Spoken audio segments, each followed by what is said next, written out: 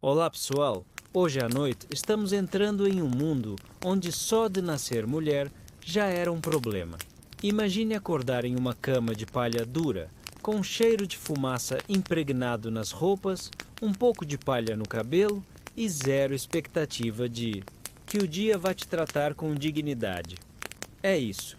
Você está na Europa medieval e sua vida já vem com um manual invisível de opressão. Você acorda antes do sol porque, se alguém da casa tiver o luxo de dormir até tarde, com certeza não. Será você. Os primeiros minutos do dia envolvem se levantar com o corpo doendo, provavelmente de dormir em posição desconfortável num chão de madeira ou terra batida. E sim, você sente a brisa gelada atravessando as frestas da parede. Luxo é ter uma parede inteira. Você olha ao redor e vê seus irmãos mais novos ainda dormindo. O pai saiu cedo, a mãe está no galinheiro. Sobra para você organizar o duco. Pouco que se chama vida. E por mais que suas tarefas sejam muitas, seus direitos são poucos. Na verdade, quase nenhum. Seu valor é um paradoxo ambulante. Você é vista como frágil, mas esperam que aguente a dor do parto sem um pio. É considerada inferior, mas também culpada por todas as tentações do mundo. Basta lembrar da pobre Eva, constantemente citada como prova de que mulheres são naturalmente pecadoras. É reconfortante, né? No vilarejo, você não tem nome próprio que importe. Filha de fulano, esposa de cicrano, talvez um dia mãe de Beltrano. Sua identidade é um apêndice da vida masculina. É quase como ser um rodapé em um pergaminho empoeirado. Sempre ali, mas ninguém presta atenção. E falando em pergaminhos, livros são um luxo que raramente chega até você. Se você aprender a ler, já será motivo de suspeita. Afinal, mulher que pensa demais é bruxa em potencial, certo? Historiadores ainda discutem se essa repressão era pura ignorância ou um método deliberado de controle social. Mas você não tem tempo para teorias acadêmicas, porque o leite já está fervendo e a cabra precisa ser ordenhada. Entre os afazeres da manhã, há sempre alguém que te lembra o seu lugar. Pode ser o irmão mais velho que manda você calar a boca quando tenta falar sobre algo além do feijão que queimou. Ou o olhar da vizinha mais velha, que desaprova o jeito como você amarrou o cabelo. Mesmo entre mulheres, há um policiamento constante. A opressão também se transmite como herança. Você coloca o avental e segue em direção ao campo. As mãos já calejadas seguram a enxada, mesmo sem força. Aliás, força é algo que você precisa disfarçar. Mulheres que demonstram muita resistência física ou ousadia são, no mínimo, estranhas. E você não quer ser estranha. Estranha vira lenda. Lenda vira ameaça. Ameaça vira fogueira. A cada passo você sente o chão úmido e escorregadio, e seu sapato, feito de couro duro e gasto, aperta os dedos. Mas reclamar? Só se for em pensamento. O mundo já tem problemas demais para ouvir o seu. A comida da manhã é pão duro com um pouco de gordura. Talvez um ovo se a galinha estiver de bom humor. Não há café, não há açúcar, e a única cafeína que existe é a expectativa de mais uma jornada sem pausas. Com sorte, ninguém te culpa por algo que o gato derrubou ou pela colheita ter dado errado. Sim, quando o tempo muda, é sempre culpa da mulher que falou alto demais no domingo anterior. Você escuta as vozes dos homens reunidos na praça do vilarejo, discutindo impostos e a colheita. Você até entende do assunto, mas sua opinião não foi solicitada. Na verdade, ela nunca é, e mesmo assim você respira. Mesmo com tudo isso, você levanta. Mesmo invisível, você continua. Essa rotina, repetida sem fim, é sua forma silenciosa de resistência. porque, apesar de tudo, você existe. E isso, no fundo, incomoda mais do que qualquer feitiço. Você carrega um balde com água no braço, sentindo o peso dobrado pela alça de ferro que afunda na sua pele. A fonte mais próxima fica a uns bons 15 minutos de caminhada, e quando você chega lá, já está com os pés molhados, as costas doendo e o cabelo grudado na testa. Mas pelo menos a água está fresca. Um pequeno luxo antes de voltar para casa. Enquanto enche o balde, escuta as outras mulheres ao redor murmurando conversas baixas sobre maridos bêbados, sogras intrometidas e filhos que não dormem. Você não se mete, mas observa. Existe uma linguagem silenciosa entre vocês, feita de olhares e suspiros. Um entendimento ancestral de que viver assim é uma arte de sobrevivência. Voltando para casa, você passa pela igreja. O padre está na porta, com sua túnica gasta e olhar vigilante. Ele prega sobre o pecado, especialmente o das mulheres. Segundo, ele, basta um olhar malicioso, uma saia um pouco mais curta, uma risada em hora errada e pronto. Você se torna responsável por arruinar almas. Eva pecou primeiro, ele costuma dizer, como se isso ainda estivesse em julgamento. Aos domingos, você se senta nos bancos frios da igreja, escutando sermões sobre obediência. O paraíso, dizem, só é garantido às mulheres que forem humildes, castas e devotas. As que questionam, pensam ou ousam. Essas vão direto para o inferno. Ou pior, viram conversa de taverna. Falando nisso, você nunca entrou numa taverna. Não é lugar para você. Lá dentro, os homens bebem e jogam dados, soltam gargalhadas altas e, às vezes, brigam. Se você pisasse ali, seria imediatamente vista como alguém de vida fácil. E sabemos que esse é um eufemismo bem cruel. Mulheres que aparecem em espaços masculinos são rapidamente rotuladas, e esses rótulos colam mais forte que alcatrão quente. Mas mesmo fora da taverna, a violência ronda sua existência. Você vê marcas roxas nos braços de algumas vizinhas e aprende desde cedo a não perguntar. É coisa de casal, dizem. E a lei? Bom, tecnicamente existe, mas raramente está do seu lado. O direito à propriedade, à herança ou até mesmo ao próprio corpo é uma ilusão. E se você for casada, o corpo passa a ser do marido, literalmente, juridicamente.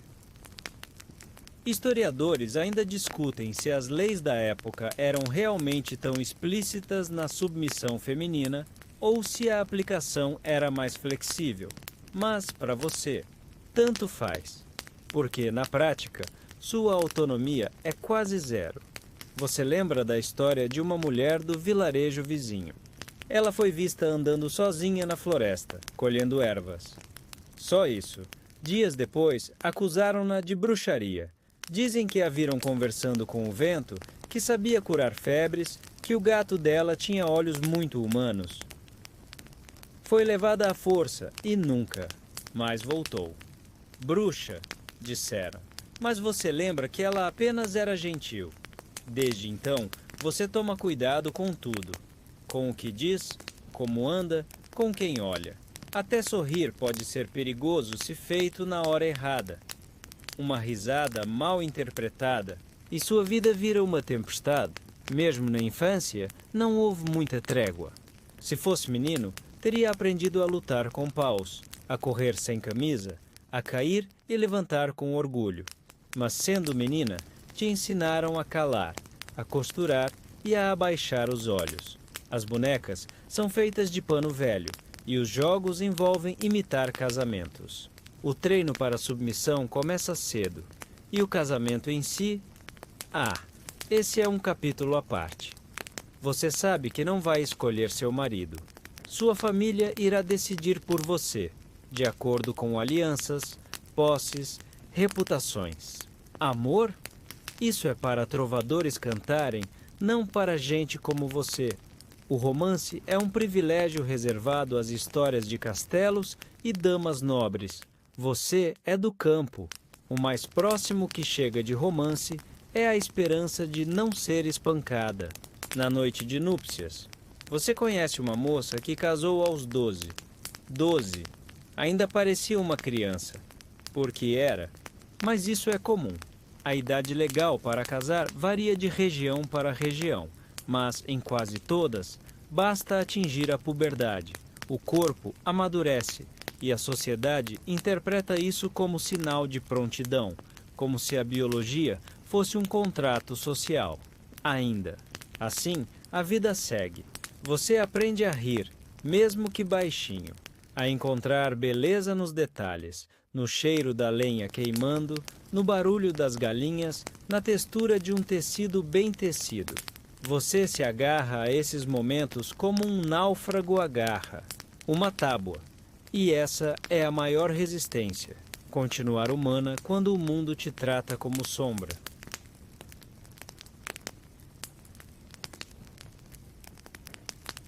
Você acorda antes do sol nascer.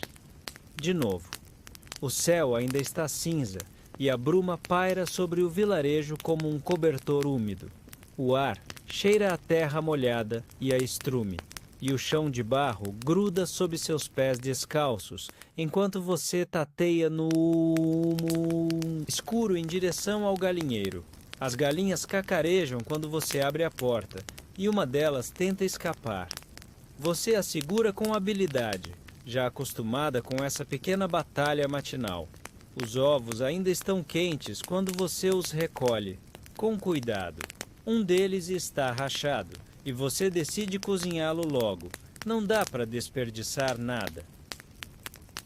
Seu dia começa assim, com sujeira, cansaço e silêncio. E termina mais ou menos do mesmo jeito. Mas entre essas duas pontas existe um ciclo invisível de tarefas que só param quando seu corpo te obriga a desmaiar de sono. Cozinhar, costurar, lavar, cuidar das crianças, alimentar os animais, limpar. Tudo repetir. É uma coreografia exata e exaustiva. Se você parar, a casa desmorona, metaforicamente e talvez literalmente também. A estrutura das cabanas medievais não é lá muito confiável, especialmente quando o inverno se aproxima. E o teto começa a pingar. Às vezes, no fim da tarde, você se senta por um minuto e observa o horizonte entre as frestas da janela. Pensa se todas as mulheres vivem assim. A resposta é sim, com variações de miséria e controle. Mesmo as ricas vivem aprisionadas em outra gaiola, com paredes mais bonitas. Você conheceu uma dama uma vez. Estava a cavalo, com escolta, passando pela estrada principal. Usava um vestido de veludo azul e uma tiara de prata. Ela te olhou rapidamente com curiosidade, ou talvez com pena.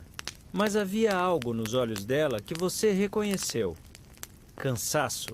Ela pode dormir em lençóis de linho e ter criadas para tudo, mas ainda vive segundo as vontades de homens. O pai, o marido, os irmãos, a igreja. Mesmo trancada em uma torre com bordados, ela sabe que é só mais uma peça no jogo. Historiadores ainda discutem se as mulheres nobres tinham mais poder nos bastidores do que se supõe. Algumas administravam feudos, mandavam cartas diplomáticas, até tomavam decisões de guerra. Mas para cada exceção, existiam centenas de mulheres invisíveis, silenciadas, reduzidas a enfeites. E se você pensa em fugir? Bom, não há para onde. A floresta é densa e perigosa. As cidades são sujas, superlotadas e cheias de homens que veem você como presa fácil. Viajar sozinha é um convite à violência e à condenação. Você seria vista como uma sem dono, um risco, uma ameaça à ordem. A vida medieval é estruturada para que você dependa. Mesmo se souber plantar, costurar e curar feridas, ainda assim precisa da aprovação de um homem para existir em paz. Um pai, um marido, um irmão. E se você não tiver nenhum deles, aí sim o mundo se fecha. Viúvas e solteiras são as primeiras a serem apontadas como bruxas, como marginais. O medo das mulheres livres é um velho conhecido da história. Afinal, uma mulher que não precisa de ninguém assusta quem sempre achou que ela devia obedecer. Na vila, você escuta histórias sobre isso ao redor da fogueira. Alguém conta de uma curandeira que foi acusada de envenenamento. Outra fala de uma parteira que sabia demais sobre o corpo feminino. Mas ninguém diz em voz alta o que todas pensam, que o crime verdadeiro dessas mulheres foi saber viver por conta própria. No meio disso tudo, você tenta manter a sanidade. E faz isso da forma mais sutil possível, escondendo pequenos luxos. Uma fita colorida amarrada na perna, longe dos olhos do padre. Uma receita de pão com ervas que sua avó ensinou. Um caderno de folhas soltas onde você rabisca pensamentos. Embora saiba que, se for descoberta, vão dizer que são feitiços. Você nunca aprendeu a ler, mas decora palavras, símbolos, marcas, sabe o nome de ervas, os ciclos da lua e consegue identificar doenças pela cor da urina. Coisas que a igreja despreza, mas que mantém sua casa viva. Uma vez, você teve febre por dias. Delirou, perdeu os sentidos. E sua vizinha mais velha te salvou com um chá de raiz amarga e um pano úmido sobre a testa. Quando você melhorou, o padre disse que foi um milagre. Você sabe que não foi. No fundo, você carrega dois mundos dentro de si. O visível, onde obedece, trabalha e finge não saber. E o invisível, onde observa, lembra e sobrevive. É nesse segundo que você está ajoelhada no chão de terra batida, lavando uma pilha de panos encardidos numa bacia de madeira. A água já está turva, seus dedos estão enrugados e vermelhos do frio, e o sabão feito com gordura animal arde em pequenos cortes. Na sua pele, você esfrega com força, como se pudesse tirar da trama dos tecidos não só a sujeira, mas o cansaço, a frustração, talvez até o tempo. Do lado de fora, o sol está alto. Os homens já voltaram do campo, cobertos de barro até os joelhos, e se sentam à mesa para comer. Você serve a eles em silêncio, colocando diante deles pão, sopa rala e uma caneca de cerveja fraca. Só depois que todos terminam, é que você pode se sentar e comer o que sobrou. Esse ritual se repete todos os dias. A comida, o serviço, o silêncio. O lugar da mulher é claro como a fumaça que sai da chaminé. Servir, calar, sumir. Se você fala demais, é atrevida. Se fala de menos, é fria. Se trabalha pouco, é preguiçosa. Se trabalha muito, é suspeita de querer parecer melhor que os outros. O equilíbrio é impossível. E ninguém espera que você reclame. Às vezes, você se pergunta, por que as coisas são assim? Quando começaram a ser assim? Os historiadores ainda discutem se as mulheres tinham mais liberdade na Alta Idade Média, antes da consolidação do sistema feudal. Há evidências de que, em comunidades germânicas, elas tinham direitos de propriedade e voz em assembleias. Mas, com a chegada da Igreja como força normativa, essas brechas começaram a se fechar. E bem rápido, você sente isso na pele. A religião está em toda parte, e nas suas escolhas também. Ou melhor, na falta delas.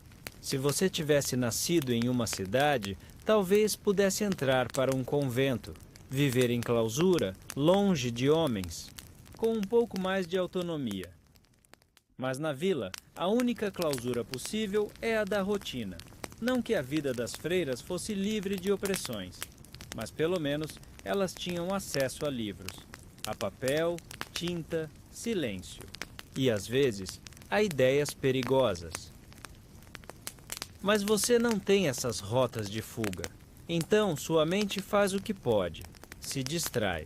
Enquanto esfrega panos, você observa os detalhes da casa, o jeito que a luz atravessa as frestas, o padrão que a fuligem desenha nas paredes. Às vezes, imagina que está em outro lugar, que nasceu filha de um ferreiro e aprendeu o ofício, ou que foi prometida a um artesão viúvo que te trata com respeito e deixa você escolher quando ir à missa. Na maioria das vezes, seus devaneios não são sobre luxo, mas sobre dignidade. Há uma história local sobre uma mulher que fugiu da vila disfarçada de homem. Cortou o cabelo, pegou a roupa do irmão morto e sumiu na floresta. Ninguém nunca soube se ela sobreviveu. Mas a ideia dela viver em outro lugar, com outro nome, talvez até como aprendiz de boticário ou curandeira, isso alimenta suas noites. Enquanto esfrega a última peça de roupa, seus músculos doem. Você estica as costas e suspira. Uma das crianças te chama do outro cômodo, e lá vai você, de novo. Hoje, por acaso, é dia de mercado. O vilarejo se transforma. Há barracas, barulho, cheiro de especiarias e esterco, gritos de comerciantes. Você não pode comprar nada, mas vai até lá mesmo assim. Leva alguns ovos e nabos, talvez consiga trocar por linha ou sabão. Na praça, você observa as outras mulheres, algumas com filhos pendurados nos quadris, outras vendendo pão ou leite, todas com os olhos baixos, mas às vezes uma olha de volta. Há uma cumplicidade silenciosa nisso. Eu sei, dito com o olhar. Você sabe que não está sozinha. Você passa por uma barraca de tecidos. Um pedaço de linho azul te chama a atenção. Você pergunta o preço, já sabendo que não vai levar. Mas a vendedora, uma mulher idosa com o rosto enrugado como couro velho, te olha com curiosidade. Para você, dou metade. Pela coragem de perguntar. Você sorri. É um presente simbólico, mas real. Você agradece, enrola o pedaço de pano como se fosse algo sagrado e volta para casa com ele no peito. No fim do dia, depois que todos dormem, você desamarra o tecido e o alisa no colo. Ele tem cheiro de poeira e esperança. E, com uma agulha torta, você começa a bordar um círculo no canto. Só isso. Um círculo. Infinito, contido, discreto. É o seu pequeno grito mudo. Um lembrete de que você existe, pensa e sente, mesmo quando ninguém parece notar. Acordar antes do sol virou instinto. Você não precisa mais de galos ou sinos. Seu corpo sabe a hora. Acorda no escuro, com os ossos ainda pesados, mas o cérebro já contando as tarefas do dia como se fosse uma lista interminável que recomeça, antes mesmo de terminar. Hoje é dia de moer grãos. Você caminha até o moinho com um saco de cevada nos ombros, sentindo o frio cortar o ar, a grama molhada de orvalho encharcando os seus pés. O moinho range como um velho resmungão, e o moleiro, claro, finge que não vê você chegar. Você não é bem-vinda aqui. Ele te ignora até o último segundo, depois cobra mais do que devia pela moagem e ainda joga uma indireta qualquer, sobre como as mulheres deviam ficar em casa, ou como os grãos estão mais fracos quando colhidos por mãos delicadas. Você sorri com a boca, mas não com os olhos. Está cansada demais para se importar. Paga, pega a farinha e volta para casa com o cheiro do moinho grudado nas roupas, poeira, mofo e desdém. No caminho, vê um grupo de homens rindo alto perto da forja. Uma das risadas é familiar. O ferreiro. Um sujeito de mãos grossas e boca, ainda mais grossa. Outro dia, tentou te agarrar no estábulo. Disse que ninguém ia acreditar numa mulher como você. Você saiu correndo com as pernas tremendo e a alma em chamas. E ele riu. Sempre ri. Você não contou a ninguém. E não, é porque tem medo. É porque sabe o que viria. Perguntas. Onde você estava? Por que sozinha? O que vestia? Por que provocou? Como se a sua mera presença já fosse um convite. É estranho como as mulheres medievais são vistas hoje, séculos depois. Como se todas fossem nobres em torres, esperando cavaleiros. Mas você, e a maioria das mulheres, não vive em torre. Nenhuma. Vive em chão batido, entre galinhas, panelas, dores nas costas e olhares que nunca descansam. Historiadores ainda discutem se a violência contra mulheres era tratada como crime ou como inconveniência. Havia leis, sim, em alguns lugares, estupradores podiam ser enforcados, mas, na prática, quase sempre se resolvia com um pagamento ao pai ou ao marido da vítima. Ou seja, você vale o que alguém aceita receber por você. E claro, só se você tiver alguém que te possua. Se for solteira ou viúva, então, azar o seu. Você passa em frente à igreja e entra. Não porque quer rezar, mas porque o silêncio ali é diferente. É frio, mas protetor. As velas tremeluzem. O cheiro de incenso cobre o de suor. Você se ajoelha, ou finge, e observa os vitrais, as figuras de santas com olhos serenos e roupas limpas demais para serem reais. Às vezes, você se pergunta se alguma dessas santas era como você, se limpava peixe, se cuidava de filhos com febre, se tinha calos nas mãos e vontades que não podia dizer em voz alta. Lá fora, o sino toca. Hora de voltar. O menino mais novo está com febre. Você toca a testa dele, quente como fornalha. Não há médicos, só rezas e chás. Você prepara uma infusão com folhas secas, soprando para não queimar os lábios do pequeno. Ele geme, baixinho. Você canta, uma canção que sua mãe cantava. Algo sobre pássaros e campos verdes. Você não sabe se ela fazia sentido, mas era suave. Aliás, quando foi a última vez que alguém cantou para você? À noite, seu corpo desaba. Mas sua mente não. Você olha para o teto, ouvindo o som dos ratos nas vigas, o estalo da lenha se desfazendo, o ronco de um marido indiferente. E pensa, será que em outro tempo, em outro lugar, você teria nascido homem? Você já pensou nisso, e não com inveja, mas com curiosidade. Como seria acordar e não ter que justificar sua existência? Andar na rua sem medo, ter voz nas decisões da aldeia, comer primeiro, falar sem ser interrompida? Você pensa nessas coisas enquanto alisa o pedaço de linho azul que bordou. Agora, ele tem 2 círculos, um dentro do outro, como olhos ou janelas. Talvez um dia alguém veja esse tecido e pergunte quem bordou. Talvez diga, ela existiu. Isso já seria muito, mas por ora você fecha os olhos e espera que o menino melhore, que a cevada dure, que o ferreiro desapareça, que o inverno venha devagar e sonha com um tempo onde você acorda com a luz pálida do amanhecer filtrando pelas frestas da madeira.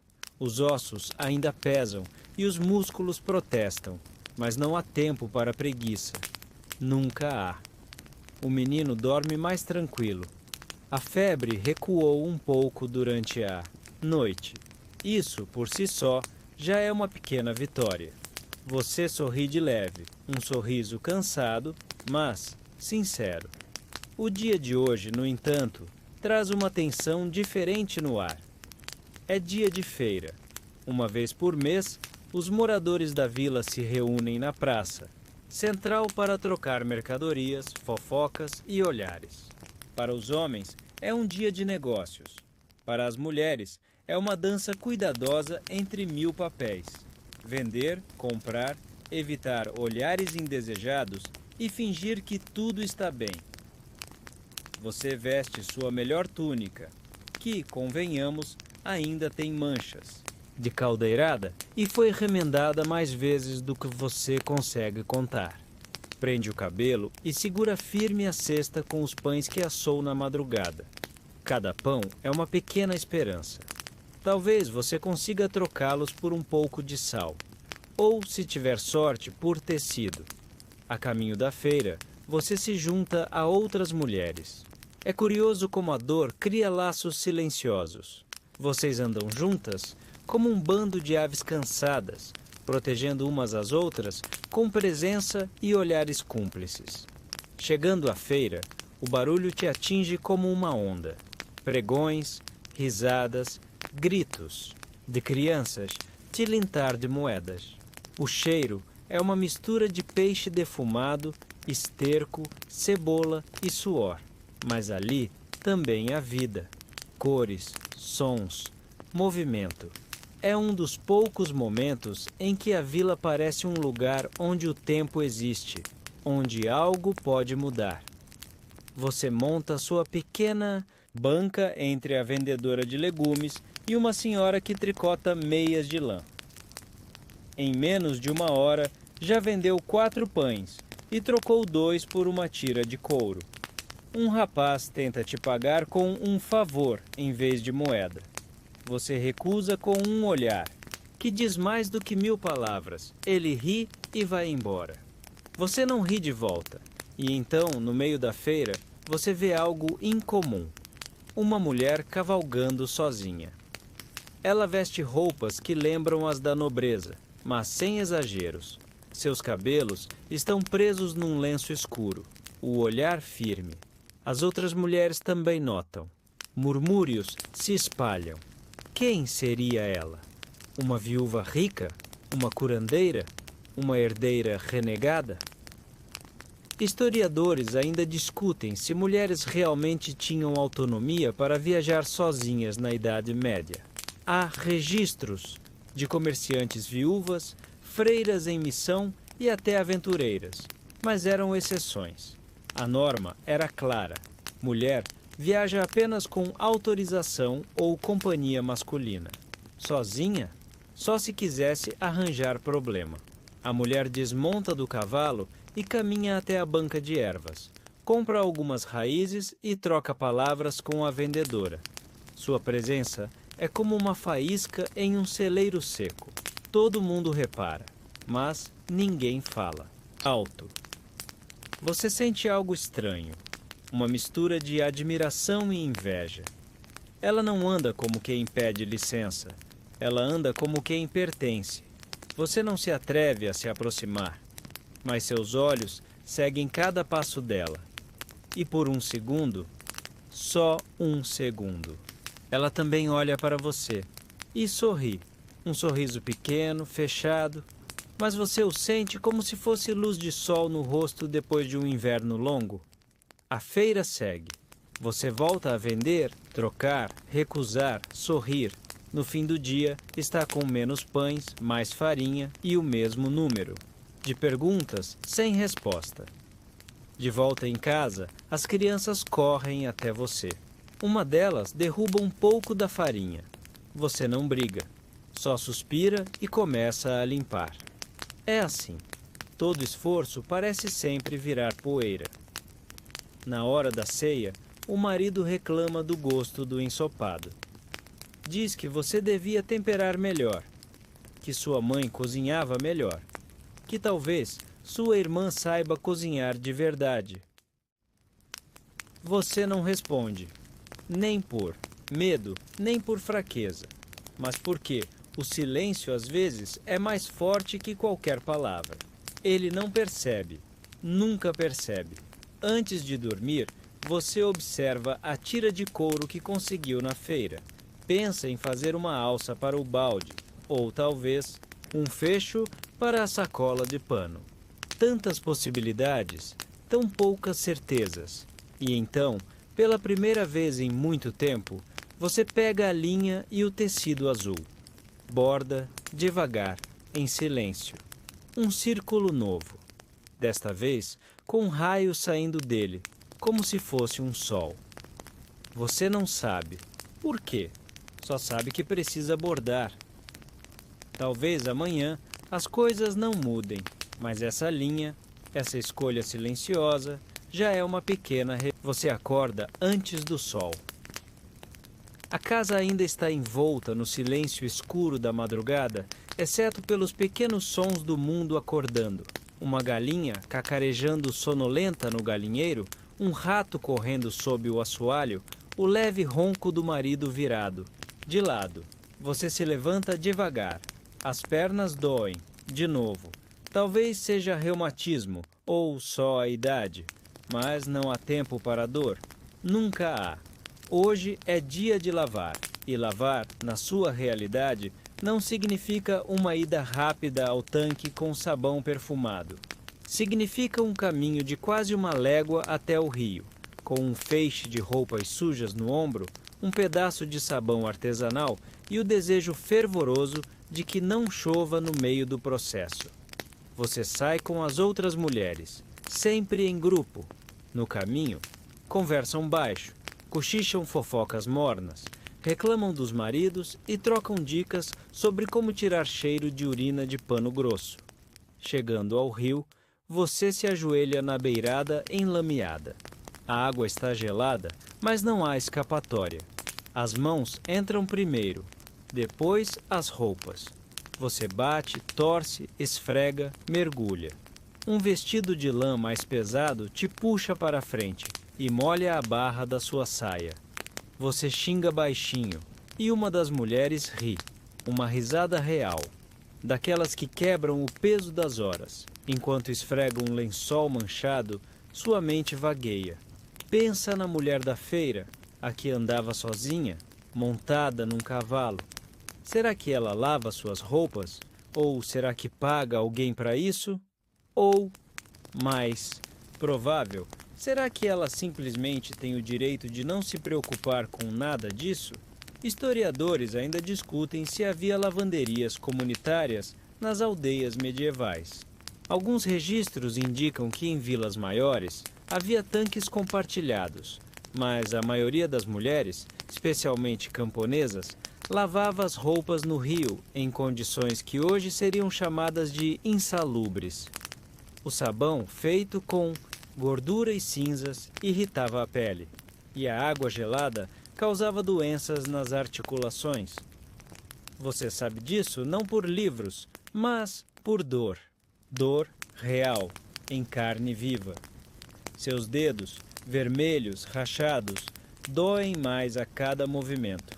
Mas você continua. Enquanto torce o último pano, uma das mulheres começa a cantar. Uma melodia simples, repetitiva. Logo, outra se junta. E outra.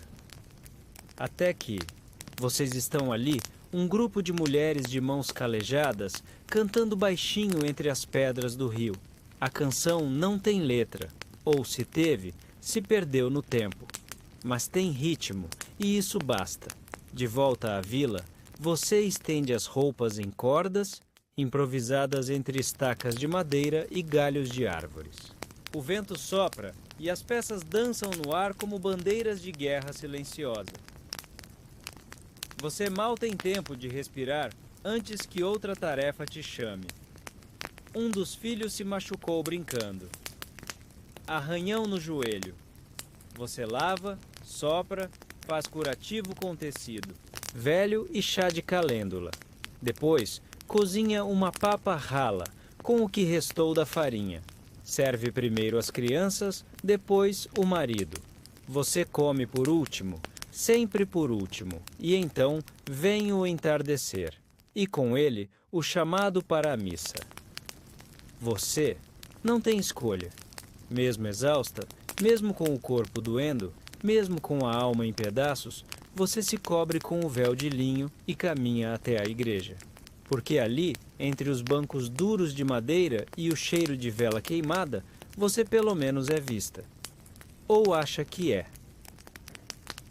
Na missa, o padre fala sobre pureza, submissão, obediência. Fala sobre como Eva caiu em tentação e arrastou toda a humanidade. Consigo, os homens ouvem com atenção, as mulheres abaixam a cabeça. Mas você olha para o vitral quebrado da janela lateral, onde a luz do sol entra em feixes inclinados. E por um segundo, imagina-se fora dali, sozinha, num campo, correndo. Claro que não é possível, mas imaginar já é alguma coisa. Após a missa, voltam todos em silêncio. Só os cochichos entre as mulheres quebram a quietude. Uma delas está com o rosto marcado. A marca não é nova, mas mais profunda que da última vez. Ninguém fala diretamente, apenas trocam olhares. E, num gesto quase imperceptível, você segura a mão dela por um instante. Ela aperta de volta. E é isso. Um gesto. Um pacto silencioso. Em casa, o marido dorme cedo depois de reclamar do cansaço. Você ainda arruma as coisas, cobre as crianças, apaga as velas. E, no escuro, senta no canto e observa suas mãos. As rachaduras, os calos, a pele enrugada antes da hora. Elas contam uma história que ninguém vê.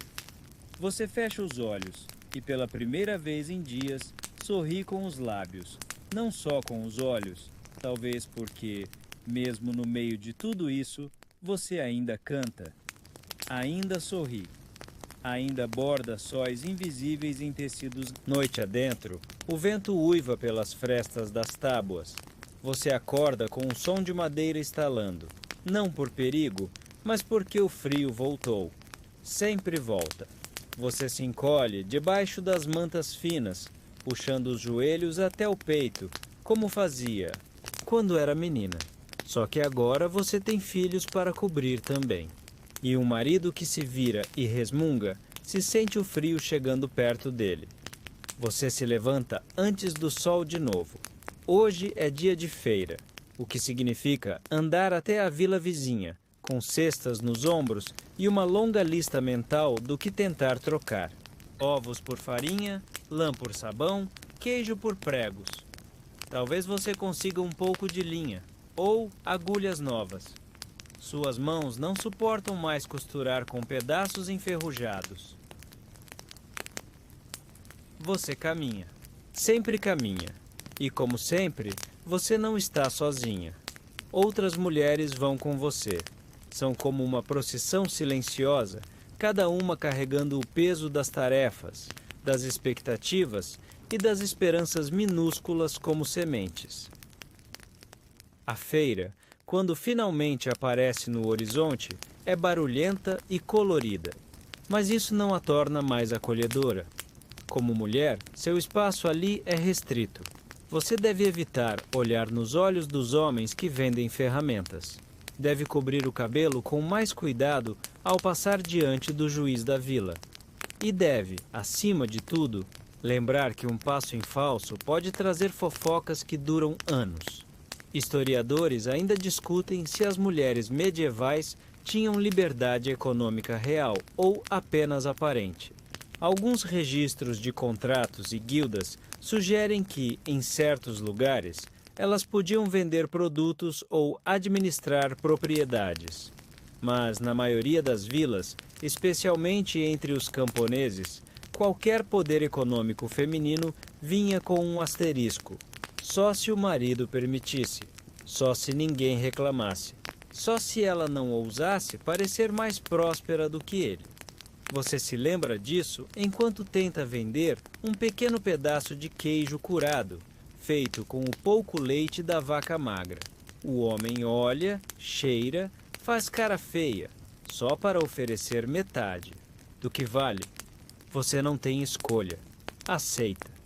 Mas olha nos olhos dele por um segundo mais longo do que o aceitável. E isso já basta para ele franzir a testa. Você percebe.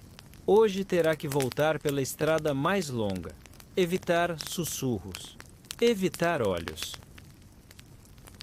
No caminho de volta, uma das mulheres mostra um pano que comprou, um linho fino, provavelmente de segunda mão. Ela vai fazer um vestido para a filha. Diz que é para o dia do casamento. A menina tem 12 anos. Você engole em seco. Sua própria filha também está crescendo. Já chama a atenção. Já houve comentários. E você sabe o que isso significa. Casar cedo era regra para mulheres medievais. Em algumas regiões, meninas de 12 anos já eram consideradas em idade de casar, especialmente se pudessem gerar filhos. A ideia de consentimento era quase inexistente para elas. Era uma troca entre famílias, entre propriedades, entre deveres. Você chega em casa e olha para sua filha de olhos grandes e cabelos trançados. Ela ainda brinca com bonecos de palha. Ainda sonha com castelos feitos de barro. Mas já perguntaram sobre pretendentes.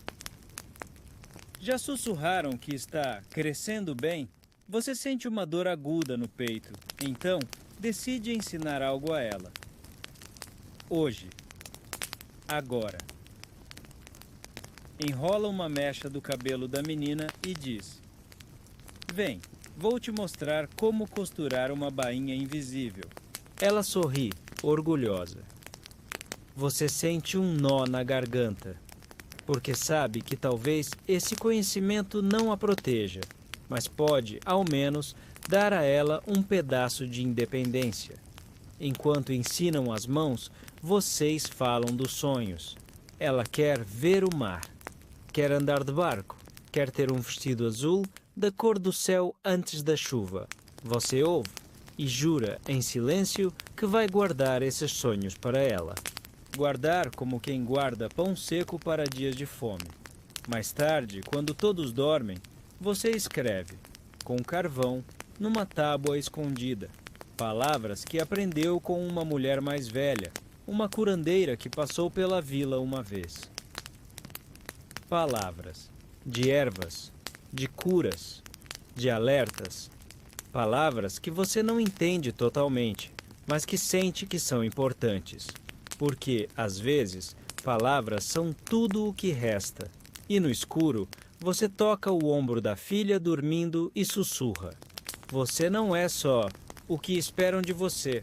Talvez ninguém ouça isso, mas a madeira estala, o vento sopra e, por um instante, parece que até a noite concorda com você. De manhã, a neblina cobre os campos como uma velha manta de lã. Você acorda com os galos, não os seus, porque você não tem galos, mas os do vizinho, que canta cedo e com orgulho, como se fosse dono do tempo. Você boceja e se espreguiça, e por um instante seus ombros doem tanto que parece que carregam séculos. Talvez carreguem mesmo, porque o que você faz hoje, sua mãe fez antes de você, e a mãe dela antes dela, e talvez a mãe dela antes disso, embora essa parte já tenha se perdido. Você veste a saia, ajeita o lenço na cabeça e sai para catar lenha. A tarefa não parece grande, mas na vida medieval feminina, nada é pequeno. Tudo tem consequência. Se você demora demais, perde o horário do forno comum da vila. Se carrega lenha molhada, sua comida não cozinha direito. Se carrega lenha demais, seu braço incha. E se entra muito fundo na mata? Bom, aí a conversa muda. A floresta é uma presença viva no seu mundo. E perigosa, especialmente para mulheres sozinhas. Historiadores ainda debatem se o medo da floresta era mais real ou simbólico, mas o fato é que as histórias que você ouve ao redor do fogo sempre envolvem mulheres que entraram no mato e não voltaram do mesmo jeito. Ainda assim, você entra.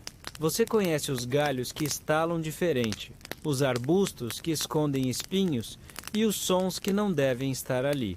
E no meio de um tronco caído, encontra musgo seco, excelente para acender o fogo, Suas mãos estão vermelhas do frio, mas você sorri. O mundo medieval não oferece muitas vitórias, então você aprende a valorizar as pequenas. Voltando para casa, passa por um grupo de meninos jogando pedrinhas e rindo alto. Um deles chama você de feiticeira do mato. Outro pergunta se você está coletando raízes para enfeitiçar alguém. Você não responde, mas anota mentalmente quais mães precisa evitar no próximo encontro na vila. As acusações de bruxaria. Essas pairam no ar como pólen no verão. Mulheres que conhecem ervas demais, que têm gatos demais, que falam demais. Qualquer uma pode ser suspeita. Inclusive, você. Inclusive, qualquer uma. Você lembra da velha Margrethe, que fazia pomadas para queimaduras e ajudava mulheres a parirem com menos dor? Ela foi levada pela guarda da igreja 3 invernos atrás. Ninguém mais. Viu? Ninguém mais falou dela. Mas você ainda usa a receita dela quando a pele do seu filho racha no frio. É difícil não sentir medo, mas você também sente outra coisa. Fúria silenciosa. Não aquela fúria que grita, mas a que cozinha devagar, como mingau espesso. A que te faz continuar mesmo quando tudo diz que não adianta. Você volta para casa e encontra seu marido sentado, afiando uma lâmina. Ele não pergunta onde você estava. Não porque confia, mas porque não se importa. Ele só levanta os olhos para perguntar se o pão está pronto. Você responde com um quase e vai direto para a cozinha. Lá, você mistura a farinha velha com um pouco de cevada, torcendo para que o fermento que você mesma cultivou numa tigela esquecida ainda esteja vivo. O cheiro não é exatamente agradável, mas é o cheiro da sobrevivência. Você sova a massa com força, como se pudesse espantar dali a frustração de viver num mundo que nunca foi feito para você. Enquanto o pão cresce devagar, você costura uma camisa remendada. Fios e pontos, pontos e fios. Um dos filhos cresceu rápido demais e rasgou a única que tinha. Você ri sozinha, não da situação, mas da lembrança de quando achava que costurar seria sua maior preocupação adulta. Ah, doce ingenuidade! Você se senta na soleira, olhando para o céu cinzento, e seu filho mais novo vem até você. Ele se aninha no seu colo, já pesado, já grande demais para isso, mas ainda assim procura o seu cheiro, o seu calor, o seu ritmo de respiração. Você sente o peso dele e pensa: ele não vai lembrar deste momento, mas eu vou. Historiadores concordam que o cuidado maternal era essencial para a estrutura familiar na Idade Média, mas raramente valorizado fora das paredes de casa. Amamentar, consolar, ensinar, tarefas invisíveis aos olhos do mundo, mas inadiáveis para quem vive nelas. Ao longe, você ouve o sino da igreja tocar. É o chamado para a missa, e com ele vêm as lembranças do sermão anterior. Mulher, virtuosa é a que obedece, que se cala, que serve com alegria. Você repete isso mentalmente e segura o riso. Serve com alegria? Talvez em outra vida. Mas você vai. Vai à missa. Porque não ir seria chamar atenção. E chamar atenção, como mulher medieval, é uma das piores coisas que você pode fazer. Na igreja, você se ajoelha, não porque quer, mas porque precisa. E em silêncio, enquanto todos murmuram orações, você faz a sua própria. Que minha filha tenha um pouco mais de escolha, um pouco mais de tempo, um pouco mais de paz. Você se levanta, endireita a coluna e volta a caminhar, com os certicidiocopos, ombros eretos, o queixo alto e a certeza de que, mesmo que ninguém veja, Você está lutando todos os dias. Às vezes, só estar de pé já é resistência. Às vezes, você sonha com água.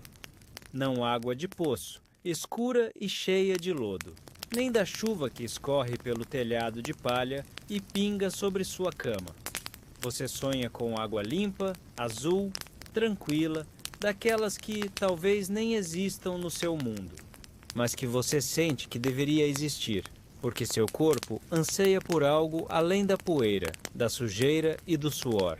E é sonhando assim que você acorda, com os pés ainda sujos da véspera, o cheiro de fumaça nos cabelos e um leve torcicolo de tanto dormir sobre palha mal espalhada. Lá fora, o dia amanhece com a delicadeza de um coice de mula. Já tem vozes na rua, passos apressados e aquele murmúrio constante de aldeia onde ninguém tem tempo para contemplações. Você mal tem tempo de piscar antes de ser chamada pela vizinha. A esposa do padeiro. Ela quer ajuda com o parto da filha, mais nova, que só tem 14 anos. Você deixa tudo e vai, como se fosse a coisa mais natural do mundo, e talvez seja. Afinal, ajudar no parto é uma das tarefas que sobram às mulheres, e uma das poucas onde são vistas como autoridade. A menina está deitada sobre um pano velho, mordendo um galho de macieira, olhos arregalados. É a primeira vez dela. E o medo você reconhece no olhar. É o mesmo que você teve. É o mesmo que todas têm. Porque parir não é só trazer vida ao mundo. É entrar na fronteira entre viver e morrer. E torcer para sair do lado certo. Você segura a mão dela. Sussurra palavras que nem sabe se têm sentido, mas que foram ditas para você também. E empurra junto com ela. E quando o choro do bebê ecoa, estridente e molhado, é como se algo dentro de você também se abrisse. O bebê é uma menina, e no fundo da sala, uma das mulheres murmura: mais uma boca para casar. Essa frase bate em você como um vento frio, porque, embora um nascimento devesse ser uma celebração, o mundo que vocês habitam transforma cada menina em um peso a mais. Um dote a ser acumulado, uma negociação futura. Historiadores apontam que, nas sociedades medievais europeias, meninas muitas vezes eram prometidas em casamento ainda crianças, e a partir da puberdade passavam a ser vistas como moedas de troca. Isso não era regra em todos os lugares, claro, e há registros de casamentos baseados em afinidade e até afeto. Mas eram exceção, não norma. Você limpa o bebê com um pano quente, entrega à mãe e sai. No caminho de volta, encontra a velha Hiltrude, aquela que vive sozinha desde que o marido morreu num acidente com um carro de feno. Ela te chama com um gesto sutil. E você entende. É hora de pegar os remédios. Hiltrude tem uma sabedoria que assusta. Conhece plantas que fazem parar a dor e outras que fazem parar outras coisas. Ela nunca diz com todas as letras, mas você já entendeu? Algumas mulheres vêm até ela para desatrasar o ciclo. O tipo de coisa que, se um padre souber, vira fogueira. Mas Hiltrude segue. Ela te entrega um sachê com folhas secas e uma instrução sussurrada. Você agradece e paga com ovos. E no caminho, pensa em como o saber feminino é sempre ameaçado. Saber demais, no seu mundo, pode custar caro. Saber de menos também. Curiosamente, muitos estudiosos ainda discutem se as mulheres medievais tinham consciência clara de sua posição social como opressiva, ou se a aceitação vinha de uma visão de mundo onde o sofrimento era esperado, até sagrado. A verdade, talvez, seja que ambas as coisas coexistiam, resignação e revolta, lado a lado. Em casa, você esconde o sachê entre panos velhos, lava as mãos e continua o dia como se nada tivesse acontecido. Faz isso tantas vezes que já virou arte. A arte de parecer invisível. À tarde, você precisa ir até o mercado. O caminho é cheio de pedras, lama e buracos que poderiam engolir metade de uma criança. Você passa por comerciantes, por freiras, por mendigos, cada um em seu canto da realidade. E como mulher, seu espaço é estreito, quase simbólico. Você precisa andar com recato, olhos abaixados, voz medida, um passo em falso, um gesto, interpretado como atrevido, e pronto, você vira assunto. Você ouve dois homens rindo, um deles contando como a moça do moinho olha demais para ele. Tá se oferecendo, diz. Você conhece a moça. Ela só tem estrabismo, mas nesse mundo, qualquer olhar é culpa sua. No mercado, você troca queijo por tecido, colhe boatos e observa. A senhora da banca de cebolas está com o rosto inchado. Dizem que apanhou do marido, mas ninguém comenta em voz alta. Você pergunta como ela está e ela responde com um sorriso torto. Já vi dias piores. Você acredita. No fim do dia, você volta com o sol nas costas e o pensamento distante. Lembra das histórias que ouvia quando era pequena, de princesas e castelos e amores eternos, e pensa em como ninguém te avisou que o castelo teria buracos no teto, o príncipe mau hálito e o amor eterno seria só trabalho. Mas ainda assim, você respira fundo, porque mesmo quando tudo dói, há uma persistência teimosa em você. Uma força que não vem dos livros ou das orações, vem das mulheres antes de você, que viveram, pariram, amaram, resistiram e passaram adiante, no silêncio. Você chega em casa, abraça os filhos, coloca água para ferver e de novo o dia recomeça. Você aprende cedo a ser invisível, não porque queira, mas porque precisa. O olhar de um homem pode ser perigoso, o julgamento de uma mulher também. Então você afina seus passos, abaixa o tom da voz, observa mais do que fala. Ser discreta é questão de sobrevivência. Na sua aldeia há uma mulher chamada Maura. Você a conhece desde criança. Ela sempre foi mais alta, mais ousada, falava sem medir palavras. Alguns homens diziam que ela precisava de correção. Agora, Maura vive nos arredores, isolada, desde que seu marido a abandonou e levou os filhos. O motivo? Ela não deu à luz a nenhum menino. Estéril de valor. Alguém comentou uma vez. Como se útero tivesse cotação de mercado.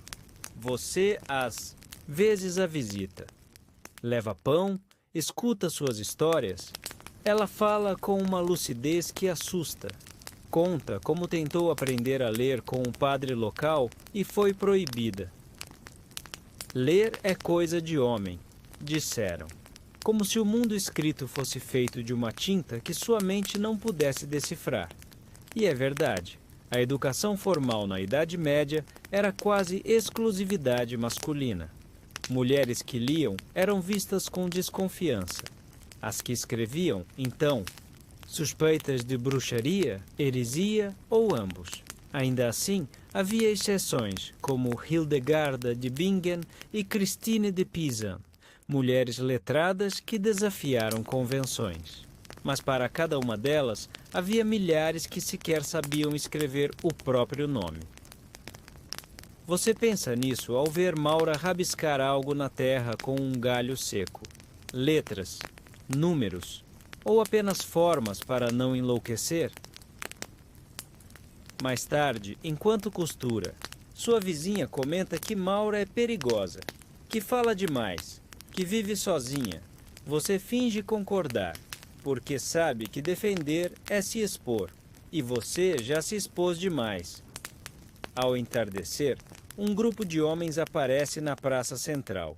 Um deles prega. Uma nova regra vinda do senhor feudal. Todas as mulheres devem apresentar-se para o censo de fertilidade na próxima semana. Você escuta sem entender. O que significa isso? Medirem sua barriga? Seu ciclo? Seus filhos? Ninguém sabe ao certo. Só se espalha o boato de que as famílias com muitas meninas podem ser revisadas para redistribuição de trabalho. Você sente um frio na espinha. Redistribuição, no seu mundo, é quase sempre eufemismo para separação de filhos, de maridos, de casas. Historiadores ainda discutem se essas práticas de controle populacional feudal eram sistemáticas ou pontuais. Alguns registros indicam ações centralizadas de redistribuição de mão de obra feminina, especialmente em tempos de guerra ou fome. Outros dizem que eram ações locais, conduzidas por senhores com delírios de poder. Você não sabe. Só sente. E isso basta. Durante a noite, você acorda com barulho de galhos quebrando. Alguém passa correndo perto da janela. Um grito distante. Talvez tenha sido só um animal. Talvez não. Mas você se mantém em silêncio, imóvel. Sabe que, à noite, tudo é mais frágil. Até é verdade. Na manhã seguinte, a velha Hiltrude confirma que uma moça do vilarejo vizinho foi levada. Ninguém sabe por quem. Gente de cavalo, ela diz, com a voz baixa, mas firme. Você olha para suas filhas, pequenas ainda, mas crescendo depressa, e pensa se vai conseguir protegê-las do mundo, ou se tudo que pode fazer é ensinar a se encolher sem sumir. Você lembra da sua avó que dizia: as árvores pequenas se curvam com o vento. As que ficam retas demais quebram. E você se pergunta quantas gerações de mulheres já se curvaram antes de você. E quantas quebraram? O dia passa com mais tarefas do que horas. Você lava, cozinha, costura, ensina, acalma, corre, ouve. Você não para, porque parar é pensar. E pensar demais é perigoso. Na hora de dormir, você escuta uma prece vinda da casa ao lado. Uma mulher implora a Deus por um filho homem. A voz dela é tão sincera que parece atravessar paredes. Você fecha os olhos e pensa: será que Deus ouve as mulheres? Ou só os homens com túnica e Você acorda com um frio que parece vir de dentro. Não é só o vento que atravessa as janelas mal vedadas, nem a palha úmida sob o corpo. É um frio mais fundo que se espalha pela espinha quando você percebe. Não há lenha. Na noite anterior, você contou com os pedaços restantes, e agora não há mais.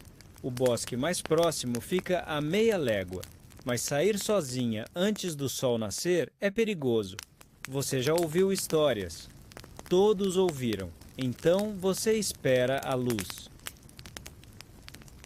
Com a primeira claridade, se levanta devagar, cobre os ombros com o chale mais grosso, aquele que pertenceu à sua avó, e caminha até o limite do campo. Você já conhece o caminho pelas pedras sob os pés. Uma lisa, uma áspera, uma partida. 3 sinais que dizem que está na direção certa. No bosque, o ar tem cheiro de seiva e mofo. Você se abaixa, pega galhos caídos, busca entre os troncos, secos algo que queime rápido, mas o som de passos apressados te faz congelar. Quem anda aí? Silêncio. Você segura um pedaço de lenha como se fosse uma arma. E por um momento se vê como uma loba, farejando perigo, com os olhos atentos, pronta para defender seus filhotes. É apenas um menino no fim, talvez mais assustado do que você. Ele também coleta madeira, provavelmente para a mesma lareira miserável que você tentou aquecer ontem. Ele assente para você sem dizer palavra e desaparece entre os arbustos. A floresta volta a respirar, em silêncio. Ao voltar, encontra a casa mais fria do que antes, mas pelo menos há fogo agora. E com o fogo vem a vida. Você cozinha um mingau ralo de cevada e distribui entre os filhos. Pensa nas mulheres que, como você, acordaram cedo para fazer exatamente a mesma coisa. Em aldeias distantes, em outras línguas, sob os mesmos céus, cinzentos. A rotina das mulheres medievais era invisível, mas sem ela nada funcionava. Ninguém comia, ninguém se aquecia, ninguém nascia. É por isso que, apesar de tudo, você continua. Na feira, você ouve rumores. A esposa de um senhor feudal fugiu com um servo. Ela, vestida como camponesa. Ele, disfarçado de monge. Historiadores ainda discutem se essas histórias de amor proibido eram reais ou apenas lendas populares para consolar os que jamais poderiam viver algo parecido. Mas você gosta de pensar que é verdade. Que, em algum lugar, alguém teve coragem. Você vende algumas cebolas murchas, troca por um pedaço de queijo velho. A mulher da barraca ao lado, Irmelda, a parteira, te oferece um gole de hidromel. Você aceita. Ele queima na garganta, mas esquenta o peito. Ela fala sobre a moça que pariu ontem. Sem parteiro, sem ajuda da igreja, apenas com ervas e oração. Sobreviveu. O bebê também. Você sorri, porque, às vezes, só isso já é uma vitória. À tarde, uma comitiva passa. Homens a cavalo, armaduras reluzentes. Eles não olham para vocês. Ou olham como se não fossem gente. Apenas cenário. Parte da estrada. Mais tarde, os de Montosititi, padre aparece novamente. Agora falando sobre penitência. Alguém foi acusado de adultério. Uma mulher, claro. Você não escuta os detalhes. Já sabe como termina. Ela isolada, ele perdoado. Você volta para casa, faz o jantar com o que sobrou. E quando todos dormem, se permite pensar em si. Você não tem espelho. Eles são raros e caros. Mas ainda lembra de seu rosto. Um pouco da mãe, um pouco da tia. Muito das noites mal dormidas. Você toca o próprio cabelo, já com fios brancos, e se pergunta: quem você teria sido se tivesse nascido homem? Teria terras? Teria nome? Teria escolha?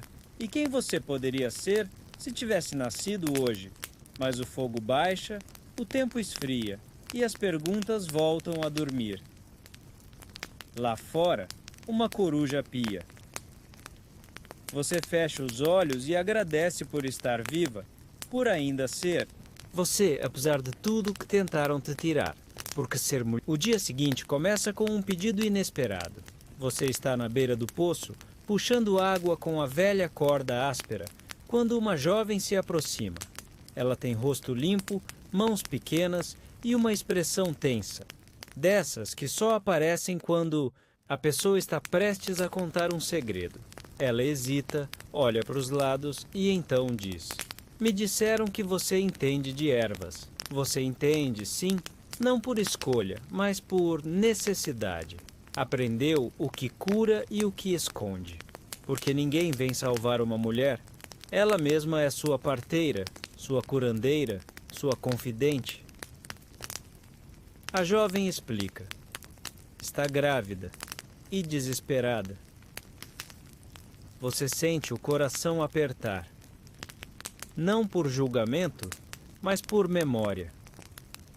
Lembra-se de quando passou, pelo mesmo, do medo, da solidão, do som do mundo se afastando enquanto você buscava alguma forma de continuar respirando. Ela te oferece uma moeda de cobre. Você não pega, apenas pede que venha à noite em silêncio com algo para carregar o preparado. E assim, mais uma vez, você se torna invisível para o mundo e essencial para alguém. Historiadores ainda discutem se o uso de ervas abortivas, Era comum ou apenas tolerado nos bastidores da sociedade medieval. Os registros oficiais são vagos, propositalmente omissos. Mas as receitas circulavam de boca em boca, de mãe para filha, de parteira para aprendiz. À noite, quando tudo está quieto, você prepara a infusão. Canela, arruda, mirra e um toque. De absinto. Sabe que não há garantias, mas é o melhor que pode fazer. A jovem treme ao receber o frasco. Você segura suas mãos e diz: vai ficar bem. Só fique perto do rio, se possível, e reze, se acreditar em algo, ela some na escuridão. E você fica sozinha, com a sensação de ter empurrado o destino levemente para fora do trilho, na esperança de que ele não esmagasse alguém. Na manhã seguinte, ninguém comenta nada. Mas no mercado, você nota o olhar grato da mãe da jovem. Ela não diz uma palavra. Só deixa 2 maçãs em sua cesta, como quem esquece. Você finge que não viu. Enquanto isso, os homens da vila discutem sobre o aumento dos impostos. Falam alto, bufam, reclamam do rei, da igreja, do clima. Mas nenhuma voz se eleva por ela. Nenhuma menciona a filha assustada. Porque isso, dizem, é coisa de mulher. Você se pergunta quantas outras estão andando por aí com a mesma sombra nos ombros. Quantas carregam segredos nos olhos e coragem no ventre. De volta em casa, você pega um caderno velho escondido sob a palha. Nele, anota tudo. As medidas, os sintomas, os riscos. Não é para você. Você já sabe. É para quem vier depois. Essa é a sua biblioteca. Folhas amareladas, cheias de letras tortas e manchas de gordura, mas carregadas de sobrevivência. Enquanto escreve, escuta o canto de um pardal. Ele pousa na janela, balança a cabeça e voa. Tão leve, tão livre, você sorri. Porque, por um instante, parece que ele veio agradecer. Depois, varre o chão com cuidado. Coloca as tigelas para secar ao sol e, como faz todos os dias, reforça a tranca da porta. Não contra ladrões, mas contra julgamentos. Mais tarde, Irmelda passa com uma cesta de cascas secas. Ela traz notícias. O padre suspeita de pecado escondido. Diz que sentiu o cheiro de Satã nas colinas. Você e Irmelda se entreolham. Ele deve estar cheirando o próprio hálito. Ela diz, rindo. Você ri também, porque se não rir, chora. E chorar demais nesse mundo desidrata. Você não pretende se meter em problemas, mas eles sempre sabem encontrar você. Dias depois da visita da jovem, uma batida pesada na porta te acorda antes do nascer do sol. 3 homens, 2 soldados mal pagos e um padre com cheiro de mofo. Empurram a madeira velha com a autoridade de quem já decidiu que você é culpada. Só não escolheu ainda do quê. O padre fala primeiro. Alega rumores. Atos contra a ordem divina. Ele diz sem se preocupar em explicar. Os soldados revistam sua casa com mais zelo do que um gato farejando peixe. Eles encontram suas ervas, seu caderno, até aquela pena de corvo que você achou no campo e guardou por achar bonita. Para eles, tudo é bruxaria. Qualquer mulher que conheça mais do que uma oração decorada já é suspeita. Você tenta manter a calma, lembrando de todas as mulheres antes de você que já passaram por isso. E de quantas não voltaram. Historiadores ainda discutem se as acusações de bruxaria medievais eram motivadas mais por medo, superstição ou pura conveniência política. Mas, entre as mulheres, sabe-se de uma verdade simples. Era uma ferramenta para silenciar vozes que sabiam demais. Eles não te levam, dessa vez. Mas avisam. Estamos de olho. Depois que se vão, Irmelda aparece. Ela já soube, sempre sabe. Vamos tirar algumas coisas daqui? Diz sem nem esperar seu sim. Ela começa a recolher os frascos e esconder nos fundos da horta, onde o solo é fofo e cheio de minhocas. Ninguém mexe ali, nem os porcos. Você agradece com os olhos. Falar dói. Por dias, você anda mais devagar, fala menos, observa mais. Cada passo pode ser um erro. E cada erro, um fim. A comunidade finge que não viu a batida. Mas você nota os olhares de soslaio, os cochichos abafados. Só os gatos continuam a te visitar como se nada tivesse acontecido. O cinza dorme enrolado no seu capuz. E o preto te segue até o poço e volta. Mesmo assim, algumas mulheres aparecem discretamente à noite. Uma com dores nas costas, outra com o bebê chorando demais. Uma terceira, com olhos inchados, pergunta se você tem algo para dormir sem sonhar. Você tem. Você sempre tem. A vida continua, mas diferente. Antes, você era invisível. Agora, você é visível demais. E não pelas razões certas. A tensão cresce quando o inverno se aproxima. Com ele, vêm os narizes escorrendo, as articulações travadas, as febres que ninguém sabe nomear. Você prepara um tônico com alho, raiz de angélica e mel velho. Oferece aos mais necessitados, mesmo sabendo que o padre provavelmente vai dizer que foi o poder da oração que os curou. Mas você não está aqui por reconhecimento. Está aqui porque, mesmo com medo, é impossível não cuidar. Certa noite, a jovem volta, mais magra, mas de pé. Ela sorri e segura sua mão com força. Deu certo, diz. Você só balança a cabeça, como quem aceita o agradecimento, mas não quer que ele seja alto demais. Naquela noite, você dorme melhor do que em semanas, mas o alívio é breve. Dias depois, o boato de uma nova bruxa chega à vila vizinha. Uma mulher enforcada em praça pública. Dizem que ela fazia chás do demônio. Irmelda cospe no chão quando ouve. Se chá for crime, estamos todas mortas. Você tenta rir, mas só consegue franzir a testa. De novo, aquela pergunta te visita. Vale a pena? E de novo, a resposta. Não vem em palavras, mas nas mãos tremendo da velha que precisa de compressas. No bebê que para de chorar depois do seu xarope, na mulher que finalmente dorme uma noite inteira. Então você respira fundo, colhe mais raiz de valeriana e continua. Você não sabe quando começou a medir os dias pelo número de pessoas que batem à sua porta. Na primavera, eram 5 por semana. No verão, dobraram. Agora, com o outono mordendo os calcanhares do vilarejo, são quase 2 por noite. Sempre. Baixinho, sempre com olhos aflitos. Sempre com alguma dor que o padre não pode curar. Hoje, é uma mulher que você nunca viu antes. Ela chega com uma cesta de ovos e uma expressão cansada.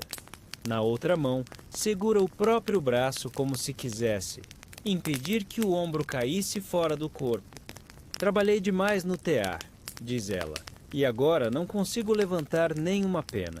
Você guia a mulher até o banco de madeira, começa a massagear a área com uma pomada feita de gordura de ganso, folhas de sabugueiro e uma pitada de coragem. Enquanto seus dedos trabalham, ela conta. A filha casou cedo demais, o marido bebe demais, a vida pesa demais. Você ouve sem interromper, porque, às vezes, a cura começa pelo ouvido e só depois passa para a pele. Historiadores concordam que as mulheres medievais faziam o trabalho invisível que sustentava toda a sociedade. E esse trabalho Quase nunca foi registrado, mas seus efeitos estão por toda parte, nas roupas, nos pães, nos remédios, nas crianças vivas. Você limpa as mãos num pano de linho gasto. A mulher vai embora com o ombro mais leve e o coração um pouco menos solitário. Na manhã seguinte, uma criança aparece no seu portão. É pequena, ossuda, de nariz escorrendo. Ela olha para você e pergunta sem rodeios: você é uma bruxa? Boa ou uma bruxa má? Você pensa, sorri e responde: depende do dia. A menina ri e entrega um pão torto embrulhado num lenço. Minha mãe disse para agradecer pelo remédio. Você pega o presente, toca de leve na cabeça dela e assiste enquanto ela corre de volta por entre as hortas. As crianças não têm medo. Ainda não. Você volta ao trabalho. Em um canto da casa, uma jovem deitada tenta conter os espasmos de cólica menstrual com um pano quente sobre o ventre.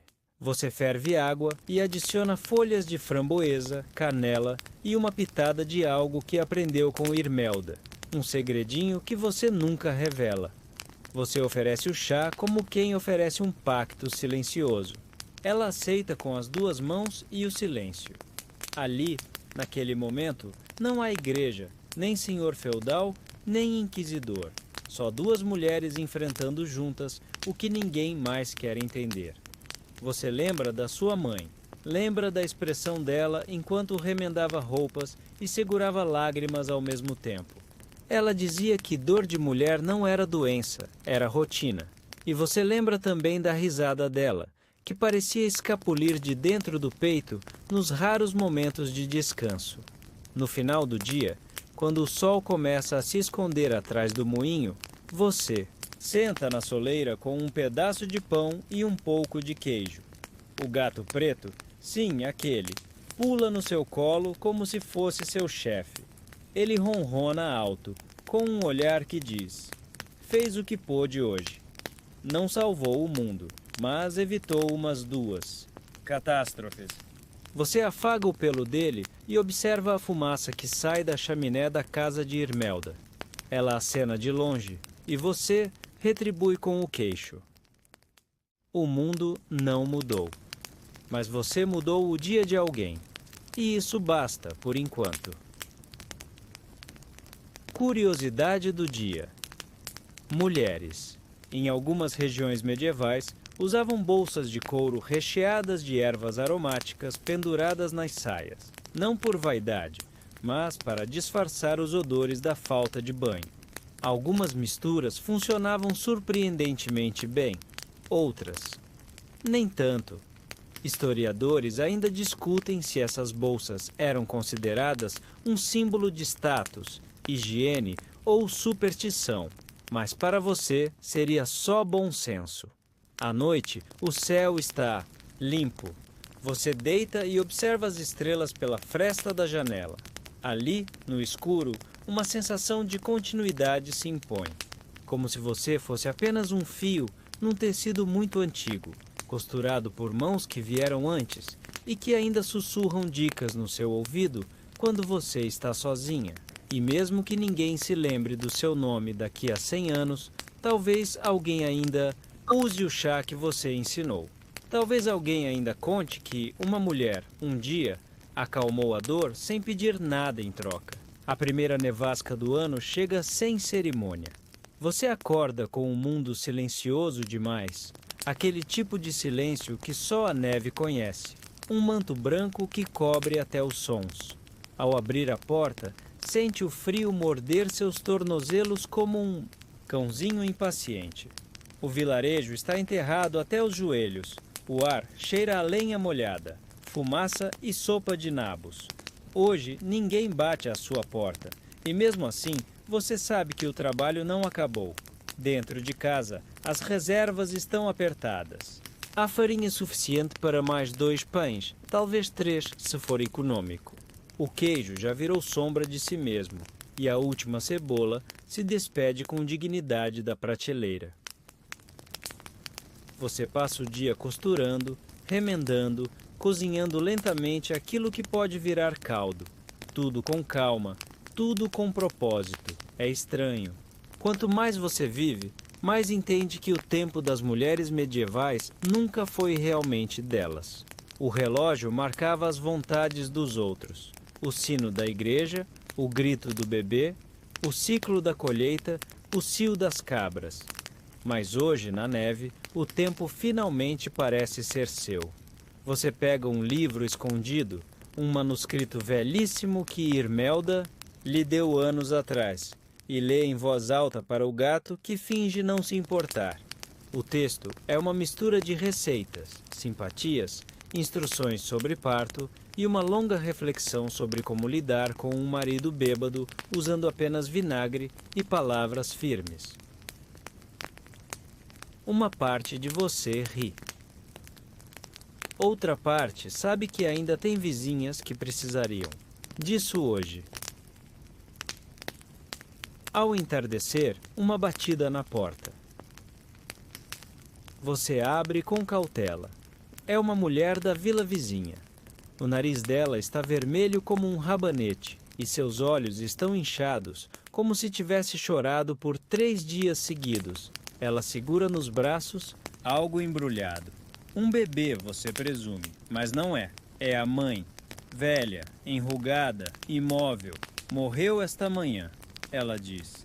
Mas ainda está quente. Será que a senhora pode fazer alguma coisa?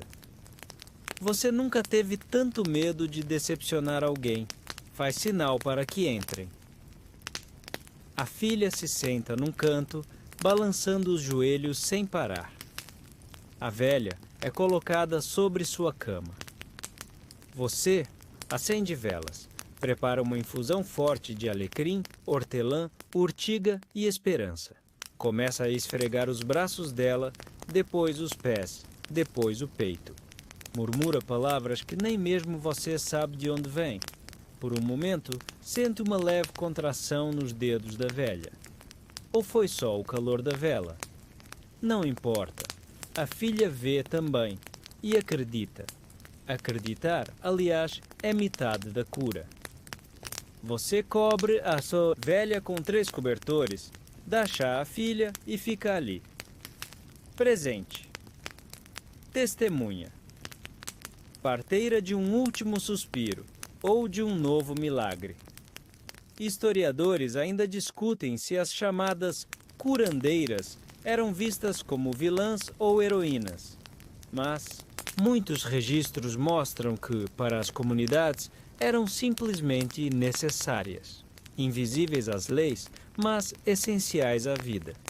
Mais tarde, mãe e filha partem. A velha ainda não abriu os olhos, mas respira mais fundo. A filha beija sua mão com gratidão. Você tranca a porta. Solta o corpo na cadeira. Sente o peso de 10 invernos nos ombros. E então ri. Não porque algo foi engraçado, mas porque seu gato, o atrevido, está usando sua touca como cama. Ele ronca como se tivesse vencido uma guerra. A risada ecoa pelo cômodo e, por um segundo, você imagina como seria se todas as mulheres do mundo medieval pudessem rir ao mesmo tempo. Uma onda sísmica, talvez, capaz de derrubar um castelo só.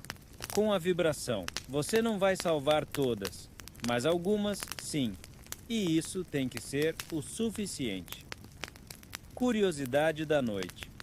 Na Escandinávia medieval, algumas mulheres usavam dentes de animais ou pedaços de âmbar pendurados nos colares para afastar o mal.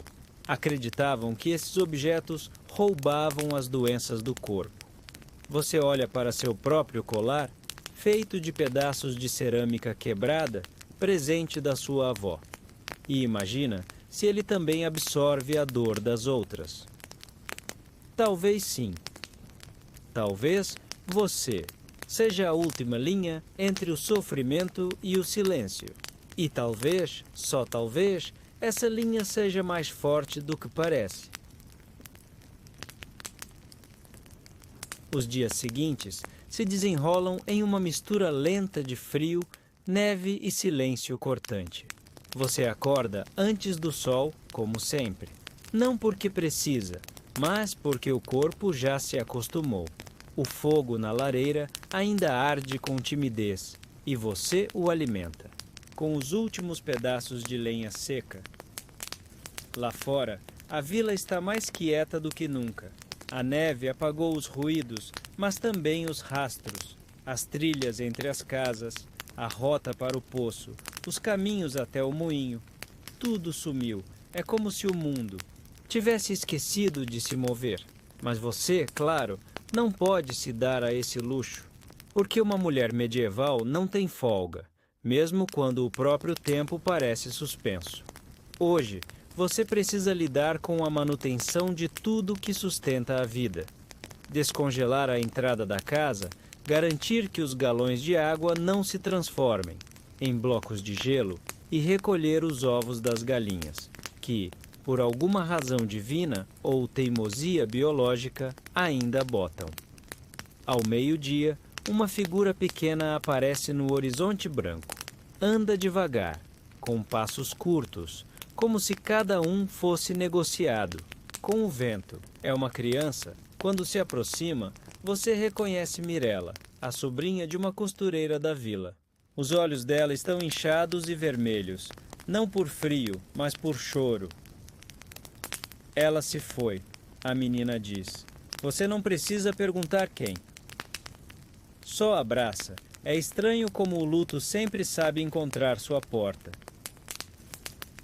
Você caminha com Mirella até a casa da tia. O interior é abafado, cheirando a vinagre e flores secas. A costureira está estendida na cama, mãos cruzadas sobre o peito, a expressão serena, como se tivesse apenas adormecido. A menina segura firme sua mão, como quem implora para que o mundo não desmorone inteiro. Você não promete milagres, apenas prepara o corpo com o cuidado que gostaria que tivessem com você, quando sua hora chegar. E é aí que entende algo importante. Mais do que remédios ou rituais, o que você oferece é presença. Em um mundo onde tantas mulheres foram deixadas para trás, você é aquela que fica até o fim. Historiadores ainda discutem se o trabalho das parteiras e curandeiras deve ser considerado uma profissão médica ou um papel comunitário. Mas para quem viveu naquele tempo, pouco importava o rótulo. O que importava era saber que, se algo desse errado, alguém como você viria. Enquanto ajeita as cobertas e sussurra uma bênção, lembra de todas as mulheres que passaram por suas mãos. Algumas salvaram vidas, outras perderam-nas.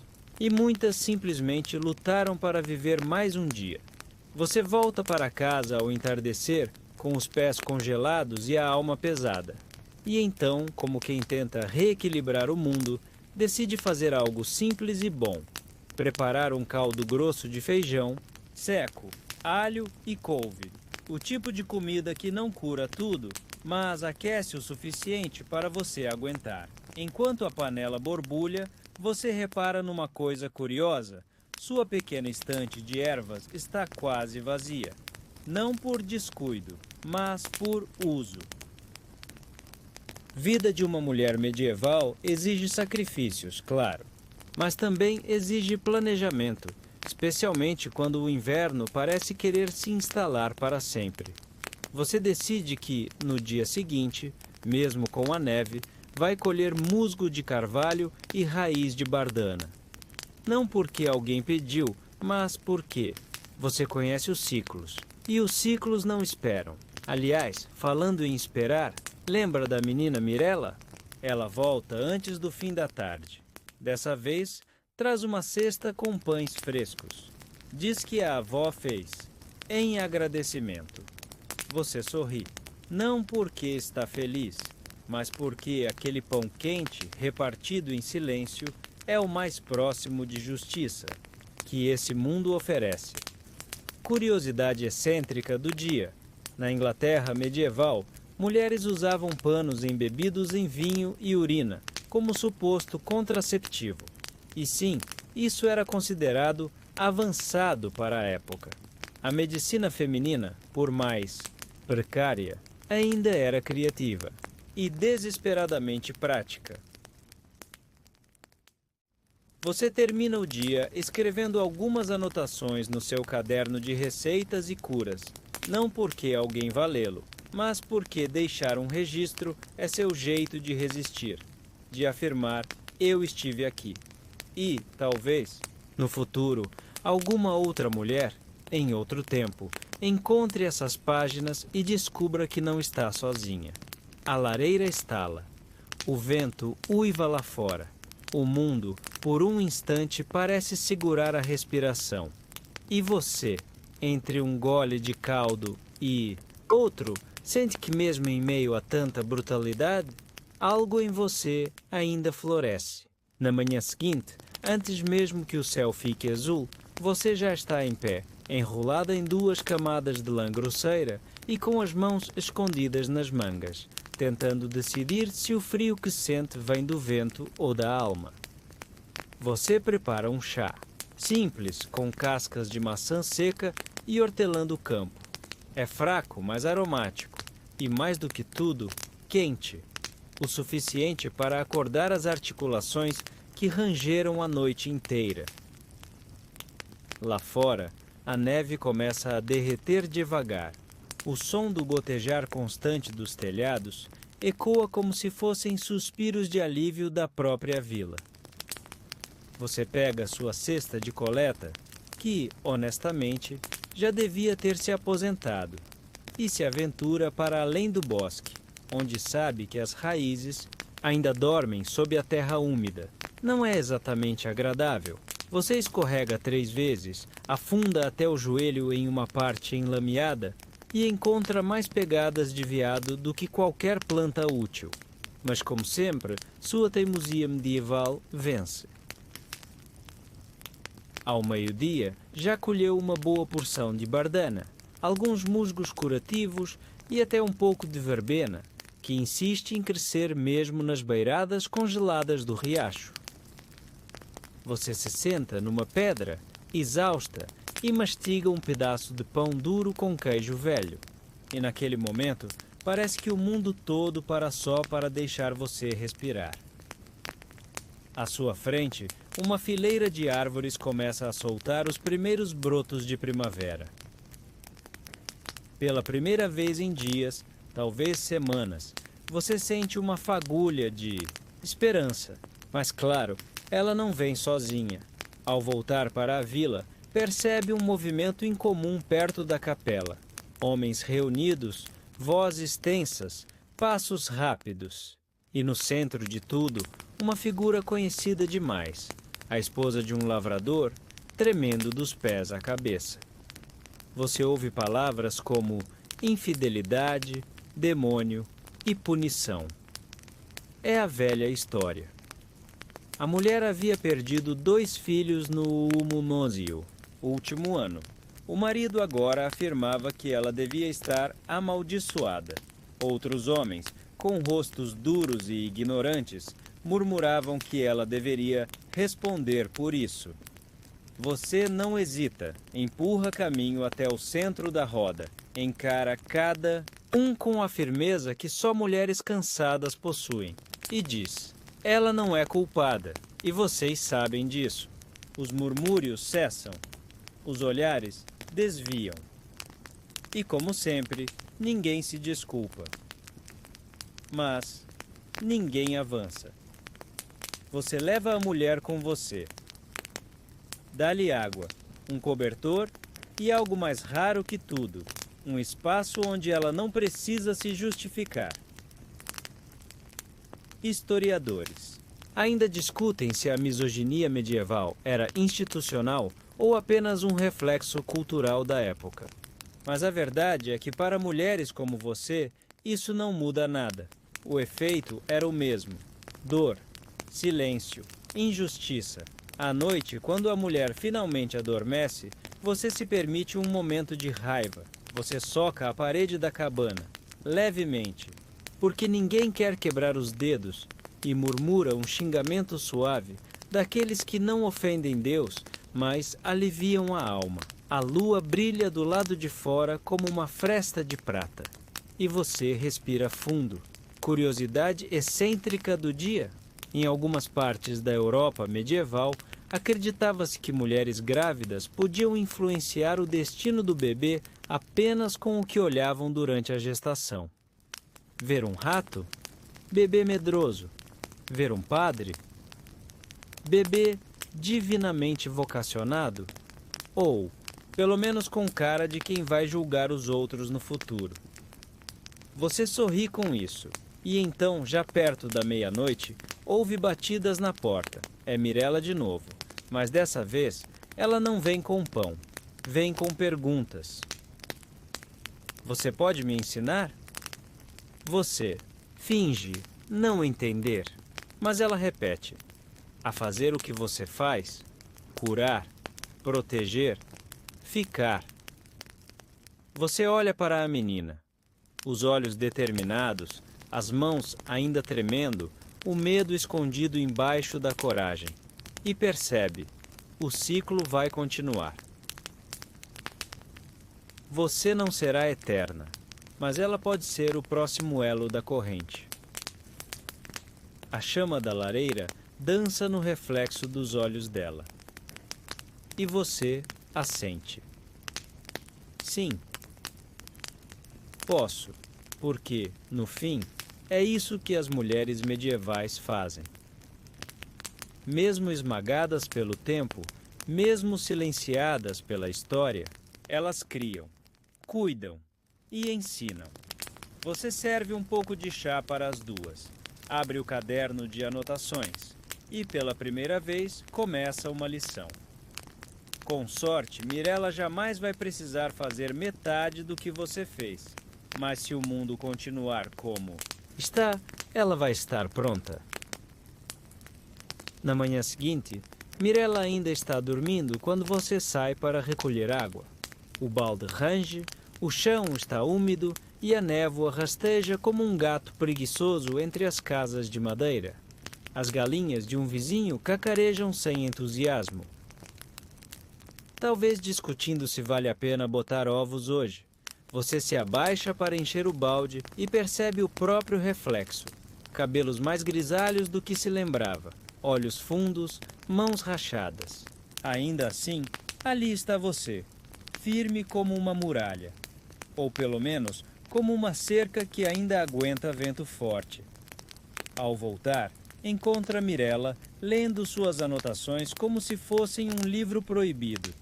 Ela sorri, e pela primeira vez em muito tempo, você também. A vila está diferente essa semana. Talvez pela primavera chegando. Talvez pelo medo que se espalhou com os julgamentos. Ou talvez porque agora há mais mulheres dizendo não. E isso, por menor que pareça, move placas tectônicas. Você percebe isso quando vai ao mercado. A mulher do padeiro se recusa a entregar a filha para o casamento arranjado. A senhora que limpa a igreja finalmente responde ao padre com outra pergunta. E o senhor, quem lhe protege? E, numa esquina qualquer, uma garotinha com sardas e cabelos desgrenhados aponta para você e diz à mãe: ela é a curandeira, eu quero ser como ela. Historiadores ainda discutem se essas pequenas resistências mudaram algo significativo na Idade Média. Se plantaram as sementes para revoluções futuras. Se foram apenas ruídos breves em um mundo regido por silêncio masculino.